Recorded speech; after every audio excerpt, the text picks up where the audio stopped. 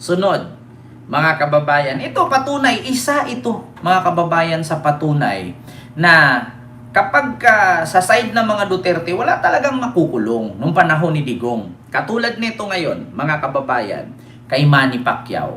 Ano ba yung kay Manny Pacquiao, Ken? Eto, mga kababayan, si Manny Pacquiao, sinabi ni Manny Pacquiao ngayon, mas believe ako kay Pangulong Bongbong Marcos kasi napakulong niya ang mga kriminal. Compare kay Digong noon. So, ang mga DDS, mga kababayan, galit na galit. Galit na galit dito sa reaksyon ni Manny Pacquiao. Ito pakikita ko sa inyo. Ayon kay Manny Pacquiao, ito po. Dating Senador Manny Pacquiao. Ayan, dito sa post ni ito ito, mga kababayan. Samar Western Vlogger. Ayan reaksyon na natin. Ito, tatanungin ko lang kung totoo man ang mensahe ni Manny Pacquiao o hindi, at least makakapag-react tayo. Galing po ito kay Samar Western Vlogger. Ito po. Dating Senator Manny Pacquiao, sinabing mas believe daw siya kay Pangulong Bongbong Marcos kaysa kay dating President Rodrigo Duterte. Sa ngayon daw maraming nagawa si PBBM na ipakulong daw ang lahat ng mga kriminal at nasampahan ng kaso ang mga kurap sa gobyerno. Na which is totoo naman talaga, mga kababayan. Mas believe ako kay President Bongbong Marcos kaysa kay dating President Duterte. Sa ngayon kasi tahimik at naipakulong niya ang mga kriminal. Yan ang sabi ni Manny Pacquiao. Mga kababayan, which is totoo po. Bakit? Hindi po natin masisi si Manny Pacquiao kung magsabi ng ganito kasi nakikita naman po natin na may naipakulong na kurap. Kasi bakit? Kung tatanungin ninyo ngayon si Manny Pacquiao, meron bang kurap sa panahon ni Digong na nakulong? Magbigay kayo ng isa, sinong kurap? Sige. Mga DDS na magagalit dito sa comment ni Manny Pacquiao, magbigay kayo ng isa na may naipakulong na kurap si Digong nung panahon niya. Bago kayo mag-react na mali si Manny Pacquiao. Sir Bien, hello po. Ma'am Lisa, ayan, may galab shoutout.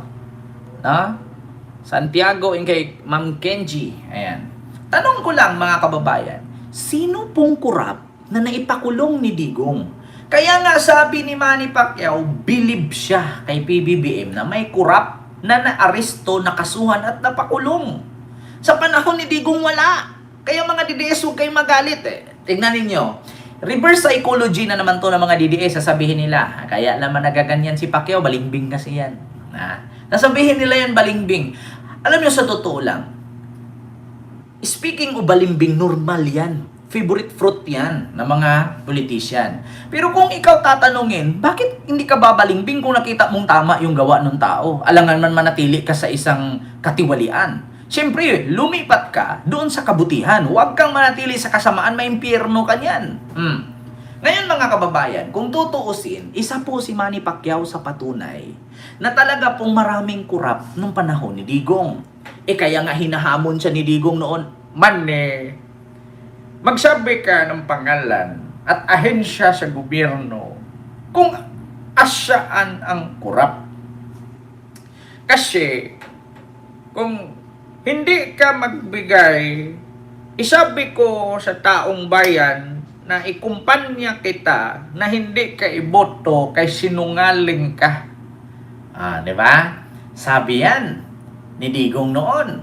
Kasi sabi nga ni Manny Pacquiao, kurap ang administrasyon ni Duterte. Hinamon siya ni Digong noon. Ngayon, mga kababayan, isa po sa pinaimbestigahan ni Manny Pacquiao nung panahon ni Digong, itong rock knitting na worth 9 billion sa Benguet. Nasangkot si Pulong together with Yap na dating AXIS. So ngayon, mga kababayan, ito po yun. Ano ba yan, Kent, yung sinasabi mong 9 billion? Rock knitting. Ito po, mga kababayan.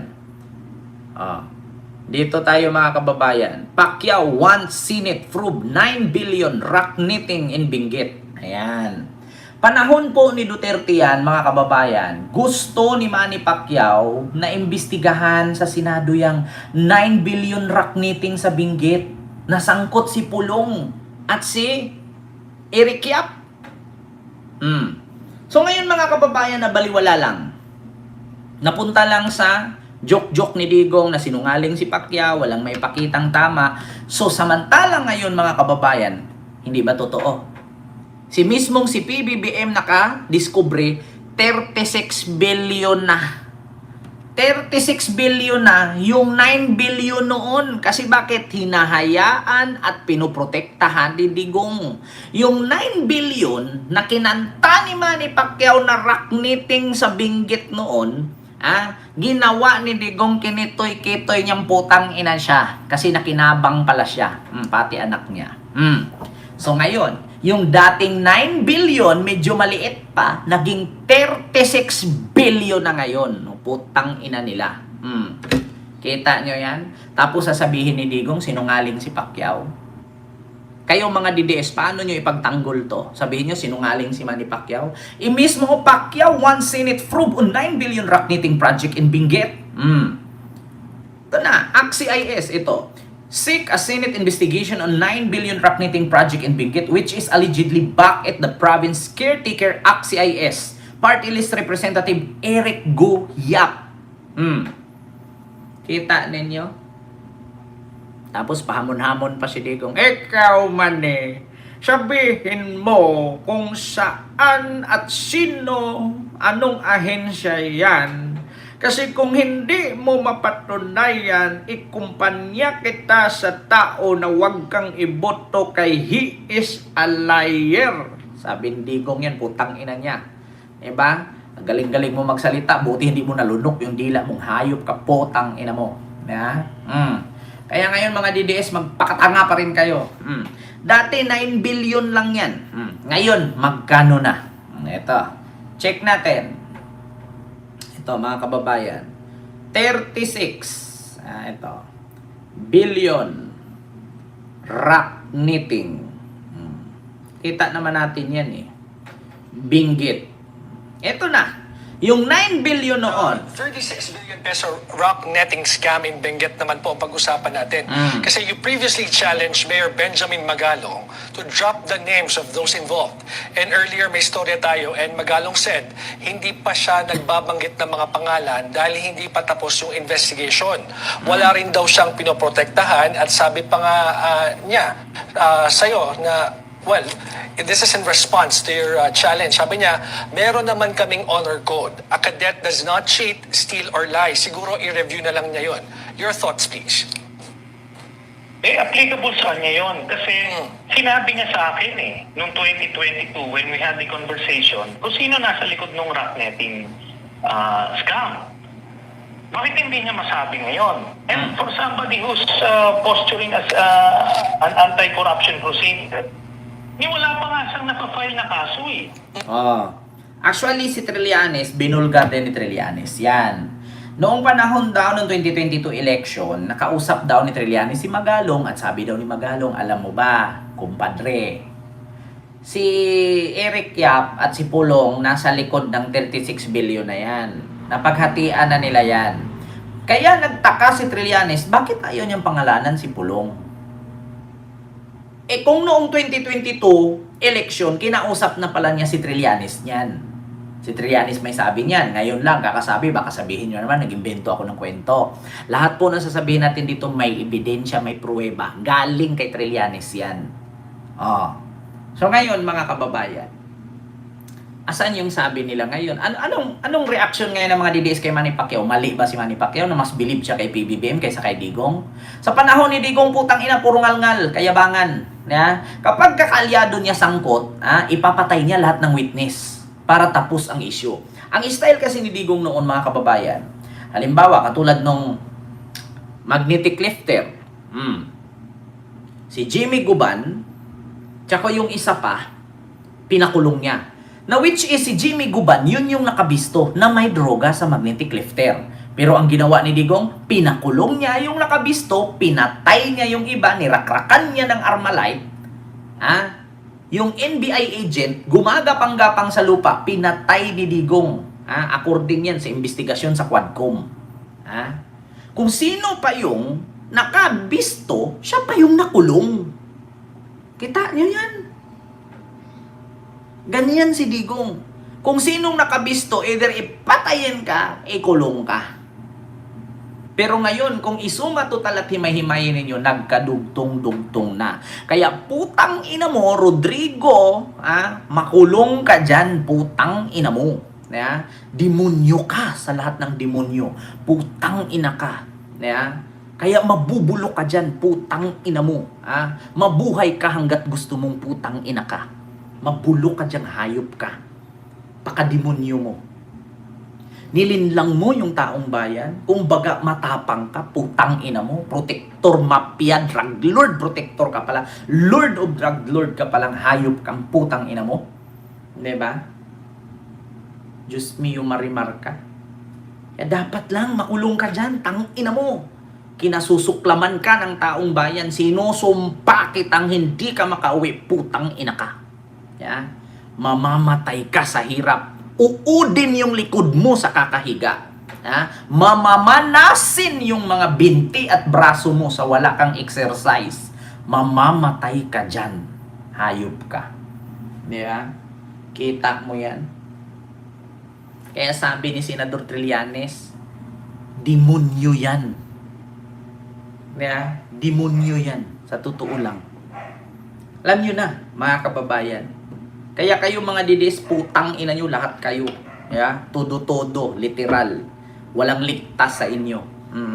Lahat kayo mga putang ina nyo, mga bobo kayo, tanga-tanga kayo. Sinampal na kayo ng katotohanan, nakulong na lahat-lahat si Digong. Ipagtanggol nyo pa rin at sabihin yung mabuti, tang ina nyo, saan kayo nakakita ng mabuting nakakulong at hindi makalaya-laya? Putang ina nyo. Saan kayo nakakita? Nakakulong, hindi makalabas-labas, mabuti pa rin, putang ina nyo. Saan kayo nakakita niyan? Ipagtanggol nyo pa. Mga animal, mga bobo, mga tanga-tanga. Alam nyo, sa buong mundo, Pilipinas lang ang kadaming puro bobo talaga. Totoo lang. Magagaling sa chismisan, pero bobo sa kilusan. Ang inang yan. Putang ina, magaling si Tatay Digong. Vice President yan, hero yan. Lahat ng pangako tinupad. Tang ina nyo yung droga nga, 3 to 6 months, ubos daw ang droga. Putang ina nyo, tao ang nauubos. Tang ina nyo. Diba? Yung droga, wala. In interview ni Jessica Soho, anong sabi? Ito, listahan mabigat. Uwi mo, hindi ko kaya yan. Bigyan nyo man ako ng 20 years, or ilan pa. Maghanap kayo ng bagong Marcos. Putang ina mo, ipapasa mo kay Marcos. Tapos nung na-presidente si Bongbong Marcos, sisirain mo, sabihan mong bangag, adik, weak leader. Putang ina mo, ikaw yung weak. Bakit? Ikaw yung nakakulong, putang ina ka. Ikaw yung weak, tang ina mo. Weak ka pa ngayon sa bulpin na walang tinta, tang ina mo. Diba? Ita mo na, Digong. Weak ka pa sa bulpin. Sinungaling kang hayop ka. Kaya hindi ka pa namamatay, sinusunog ka na, tang ina mo. Diba?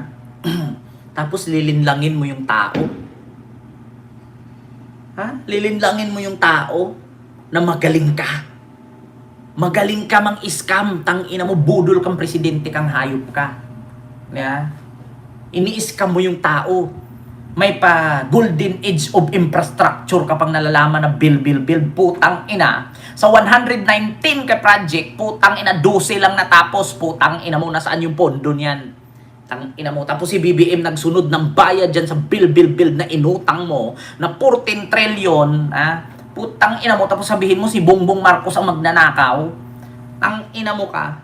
Si Marcos yung nagbayad sa inutang mo mula dyan sa bill, the 119 project na 12 lang ang natapos. 14 trillion ang iniwan mo na minana ni BBM. Tapos si BBM ngayon ang magnanakaw, putang ina mo. Diba? Mga DDS, hindi nyo ba na-gets?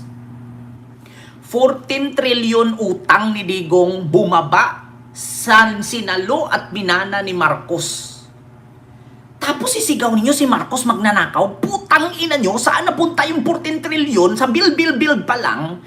Wala pa sa 20 milyones yung natapos niya. Putang ina nyo. Diba? Tapos sasabihin ninyo ngayon, si BBM ang kurap. Samantalang si Digong nag-iwan ng napakalaking utang. 14 trilyon! 14 trilyon! Dahil dyan sa build na putang inang build na yan. Sa 119 ka project, 12 lang ang natapos, tang ina nyo. Diba? Saan napunta yung pondo nun? Diba? Kanino napunta? Ang sinalo at minana ni Marcos utang, hindi pera. Tang ina nyo, tas magpapaniwala kayo dyan sa mga DDS na si Marcos magnanakaw. I-explain ninyo bakit sa 119 ka project, 12 lang ang natapos. Asaan yung pondo nun? Pakisagot.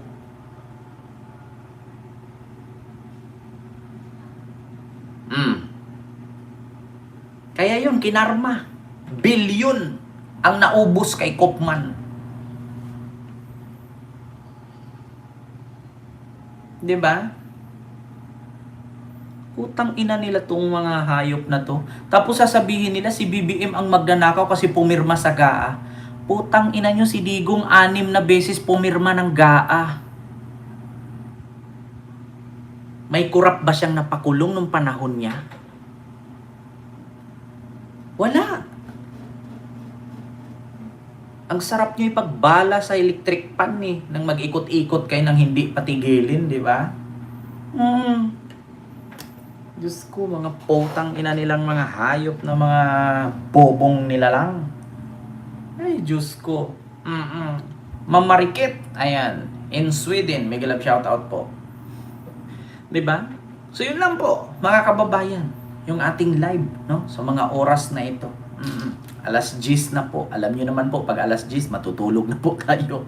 Mostly pa mga sinasabi nilang bobo at mga pipi, yung pinagpatuloy nilang walang gastos ang gobyerno.